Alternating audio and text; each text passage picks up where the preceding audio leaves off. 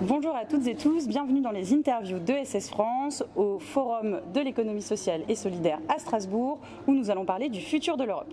Je suis avec Claire Toury que je vais laisser se présenter. Bonjour, donc je suis Claire Toury, je suis la présidente du mouvement associatif. Claire, première question, quelle est la place de l'ESS dans le projet politique du mouvement associatif ? Alors la question c'est plutôt quelle est la place du monde associatif dans l'ESS si tu veux bien Marthe. Donc si on résume, les associations c'est quand même 80% de l'ESS, donc c'est une composante essentielle. On est un peu le cœur de cette économie, je dirais ça, ça ne veut pas dire que les autres ne sont pas importants, hein, c'est pas ce que je veux dire, mais on est le cœur de cette économie. Après ce qui est vrai, et je pense qu'il faut qu'on le dise aussi, c'est que les associations n'ont pas toujours conscience de leur... de leur rôle économique, de leur action économique et donc n'ont pas toujours conscience de faire partie de ce mouvement politique aussi qui est l'ESS. Vous avez contribué, le mouvement associatif, à un de nos livrets, à notre dernier congrès. Vous y avez participé d'ailleurs. En réalité, il y a des acteurs associatifs dans tous les livrets que nous avons produits. Mais je voulais vous interroger sur celui-ci qui s'appelle les Nouvelles Alliances de l'intérêt général, qu'on a fait avec le soutien de la MNT, oui. Et dans lequel vous avez une place assez particulière puisqu'il se traite de la question des associations.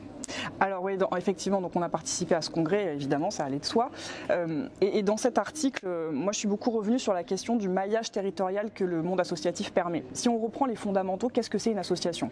C'est 2, 3, 4 personnes, enfin c'est des individus, des citoyens, des habitants qui se rassemblent pour répondre à un problème, identifier des solutions, animer un territoire, pour tout un tas de raisons finalement très très concrètes. Et en fait c'est ça le monde associatif, donc c'est quelque chose qui est très incarné, c'est l'émanation directe des habitants, c'est l'identification de solutions très concrètes en adéquation avec les aspirations des habitants, des individus, parce que directement portées par eux. Donc c'était intéressant de rappeler ça dans cet article, mais de rappeler que la condition de ça, la condition du bon fonctionnement associatif et donc du bon fonctionnement de la société, c'est le fait de préserver et de garantir les libertés associatives qui sont absolument essentielles à la démocratie.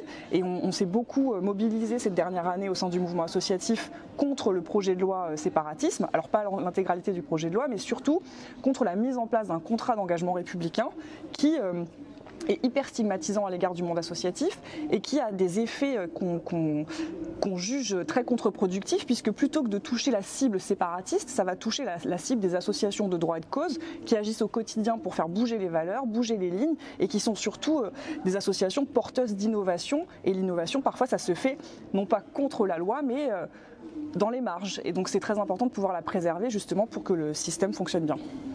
Parfait, vous êtes ici à Strasbourg, on est finalement dans la capitale européenne, qui est d'ailleurs capitale européenne de l'économie sociale. Mais qu'est-ce que vous venez porter ici à Strasbourg, à l'échelle européenne, pour les associations ? Alors le modèle associatif français, sans vouloir être chauvine, c'est quand même un modèle associatif, c'est un modèle qui est hyper riche. La loi 1901, c'est une très grande loi de liberté qui permet à la fois de défendre des causes, de porter des projets, mais aussi d'être des acteurs économiques. C'est ce qu'on disait finalement dans le cadre de cet échange.